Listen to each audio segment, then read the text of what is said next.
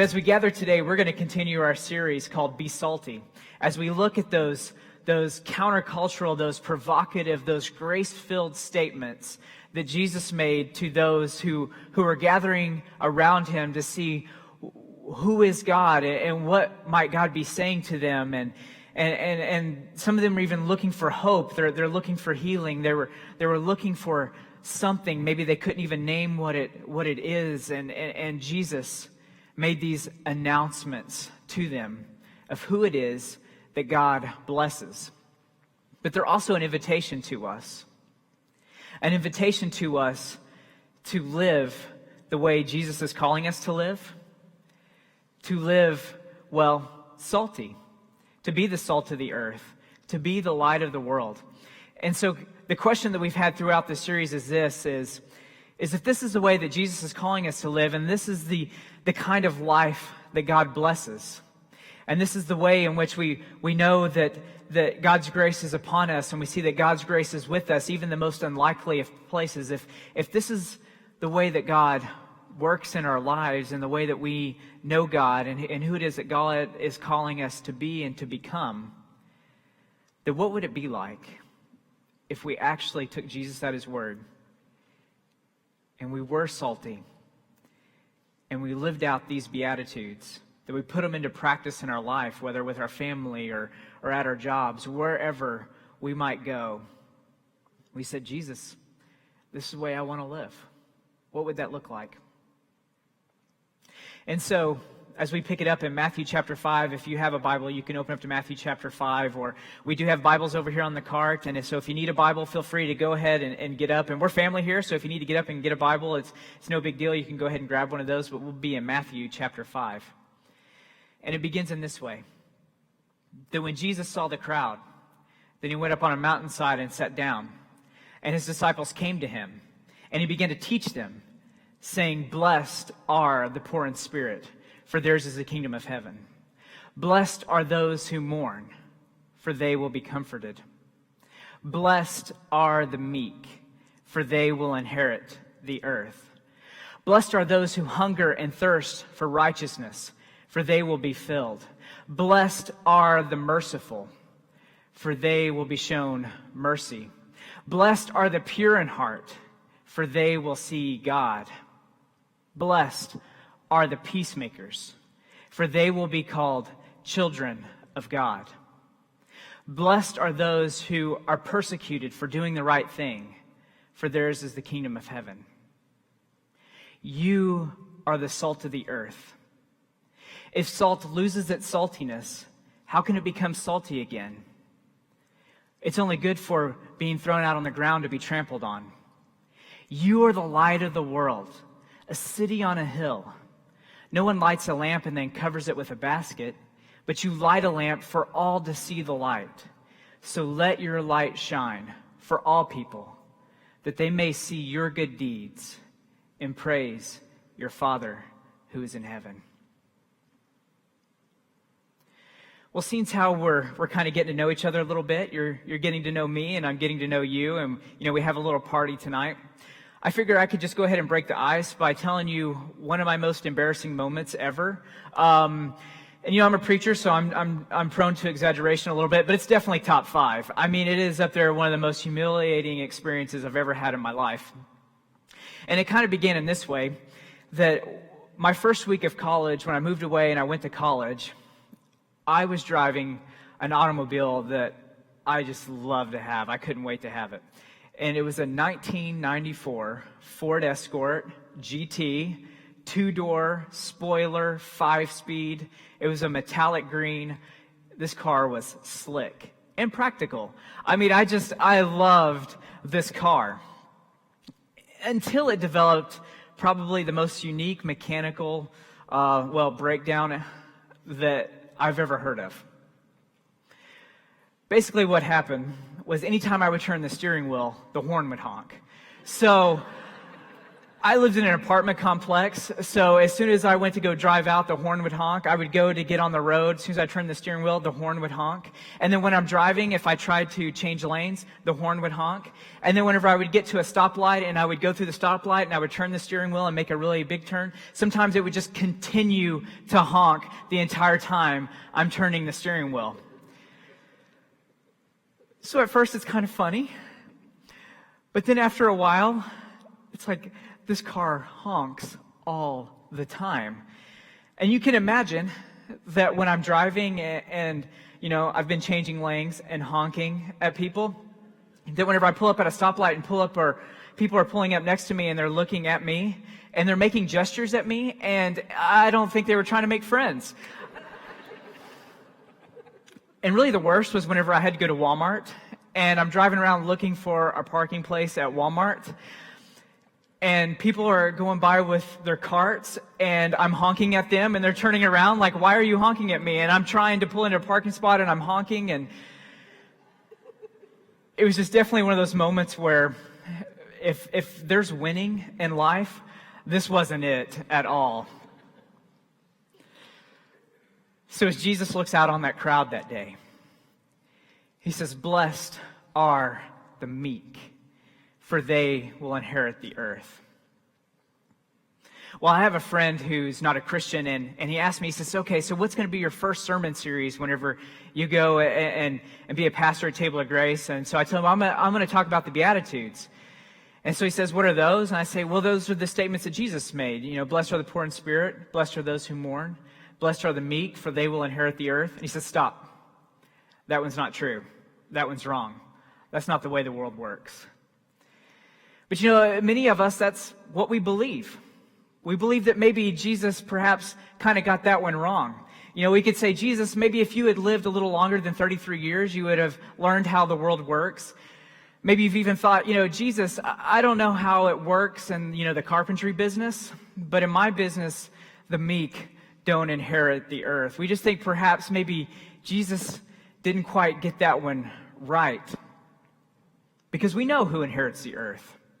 Right? Those with big armies, those countries, those people, those are the ones that inherit the earth. The strong inherit the earth. The tall, those with beach bodies, they inherit the earth. Those who were born into the right families at the right time, they're the ones who inherit the earth. Those with the right connections, those who have the right investments, those who went to the right schools and right colleges, they're the ones who inherit the earth. Those who are willing to bend the rules and to bend the truth and to elbow their way to the top and to manipulate, those are the ones who inherit the earth. Morning people inherit the earth. Those who are organized, they inherit the earth. Those who follow a paleo diet and go to CrossFit, these are the ones who inherit the earth. Because we know that this is a question for us. If you've ever, taken your kiddos to the grocery store and you arrive at the grocery store and it's just one of those hot mess kind of days, and one kid hadn't even brushed his hair or his teeth, and another kid's still in PJs, and one kid only has one shoe on, and you just wonder, how did you leave the house with one shoe? But it happened, and one kid's crying because they just don't want to go to the store anymore, and then you run into that family. Their kids look perfect. Everything's ironed. The kids are helping them shop, and they're only picking out healthy things. And they share with you that they're on their way from the Spanish lessons to organ recitals, and they're starting college applications, and you wonder, will your kids even get into college? You hadn't even thought about that yet. But it's that thought of, will we inherit some part of the earth, some slice? Are we successful? Will we succeed? Who is the most likely to succeed? These are the questions that so often are running in the background. And Jesus says to us, blessed are the meek, for they will inherit the earth. Because as Jesus looked out on the crowd that day, that there were those who wondered who would inherit the earth. They knew God, they knew the scriptures, they knew the promises, and yet They felt oppressed, and they were oppressed by the latest conquering nation. In this case, it was the Romans. And there were those who were from the Greek cities, and they were Greek, and they were Roman, and they knew nothing of God and knew nothing of the Scriptures, and maybe didn't even believe God, but they were there to see what this Jesus was all about. They lived by this ethic of the most powerful wins. And Jesus says to them, you who are just trying to make it each and every day, you who have questions about who it is that will inherit the earth, you who are wondering if God will deliver on his promises, you who are oppressed, you who have been taken advantage of, you who are vulnerable and have been violated, you who need to hear this, know this. Blessed are the meek. To those who heard Jesus that day, they would have known that Jesus was quoting from Psalm 37. And in Psalm 37, it tells us this, that don't become angry, don't become upset when those around you are prospering because of their evil schemes. Don't become angry. Don't become vengeful and be full of rage. Otherwise, you might trip up. Trust in God, because God's got your back. It's kind of my translation, but that's essentially what it says. But in verse 11, it says this: the meek will inherit the land and will live at peace and will prosper. Jesus was saying, God's in control. Trust in God. And the way that we do this is we live meekly. So what did Jesus have in mind when he was saying to us, live meekly? Because Jesus certainly wasn't meek. Jesus wasn't, the way that we kind of think of meek. We think of meek as being docile and passive and timid. And those certainly weren't things that Jesus was. I mean, when we think about us, none of us really want to be meek. None of us want a lesson on the new meeker you. 4 ways to become more meek. And if you've ever been in kind of a job interview situation and they said, okay, well, tell me, what's one of your strengths? How many of you said, well, I'm meek, and I'm sure you need more of those in your company? And they'd say, oh, yeah, that's exactly what we're looking for. That's not what happens. Or if you're filling out a resume, you would say, oh, yeah, meekness, that's one of the things I will bring to your company. No, this is not something we look for. We don't tell our children, you just need to be a little bit more meek at school, and you'll go far in life. So what did Jesus have in mind? I think the best way to see what he was thinking is to look at a story. So if you want to turn your scriptures to Matthew chapter 20, we're going to look at an occasion in which Jesus really unpacks what it is to be meek for us. And this all happens when Jesus was talking with his disciples, and he tells them that he is on his way to Jerusalem, and in Jerusalem that he would be arrested and be put to death by those who were in charge, the religious leaders, the chief officials. And that after he'd be put to death, that he would come into his glory. So this happened. Starting in verse 20, and we'll have it on the screens, it says this: Then the mother of Zebedee's sons came to Jesus along with her sons. Bowing before him, she asked a favor of him. What do you want? He asked. And she responded, say that these 2 sons of mine will sit, one at your right and one on your left, in your kingdom. Now, I love this story because this is such a picture of how life happens. They just heard that Jesus is going to come into his glory, that Jesus is going to get a promotion and come into power, and everything will be realized, that God's kingdom will fully be realized on earth. And so they take the opportunity to go and get what they want. They want to sit at the right and at the left of Jesus. They want to be in that position of power. They want to inherit part of the earth that will be Jesus's. And so they go and they ask for it. Because that's what you do when you want something. You go and you get it. Or, you send your mom to ask for it. But somebody's going to go and ask for it, right? That's how the world works. But this is the way Jesus responded. Jesus replied, You don't know what you're asking. Can you drink from the cup I'm about to drink from? In other words, Jesus is saying, I'm about to suffer. Can you join with me and do this very thing that I'm about to do? And they said to him, we can. And he said to them, you will drink from my cup, but to sit at my right or to my left, well, that isn't mine to give.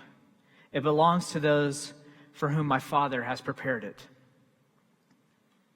And now when the other 10 disciples heard about this, they became angry with the other 2 brothers. And they weren't angry because, that they were disappointed that they asked Jesus this. They were angry that James and John beat them to it.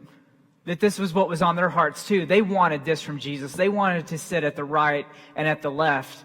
And so within this 12 disciples, they began to argue and they became angry and frustrated with each other because they wanted those positions of power. And yet they already asked for them. So Jesus steps right in to their arguments and their bickering, and he says, but Jesus said to them, you know that those who rule the Gentiles, they show off their authority over them, and their high-ranking officials order them around. But that's not the way it will be with you. Whoever wants to be great among you will be your servant. Whoever wants to be first among you will be your slave.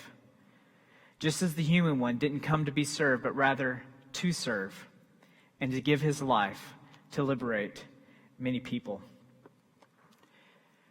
Jesus says to them, in the midst of their bickering, in the midst of their struggle, in the midst of their desire, their passion, their ambition, Jesus steps right in and he says, I know how the world works. I know how this works. People want power and authority.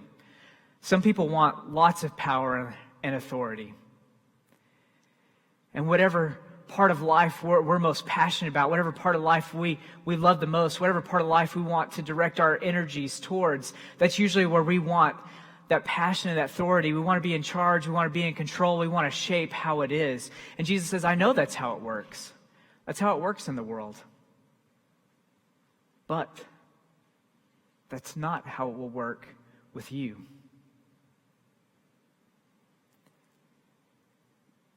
Jesus says, this is how it will work. It's not that we give up our passions. It's not that we give up our energies. It's not that we give up our ambitions. It's not that we give up our drive.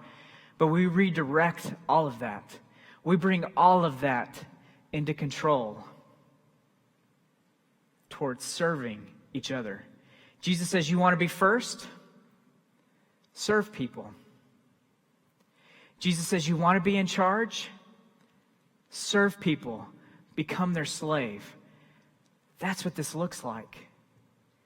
Because this is what meekness truly is.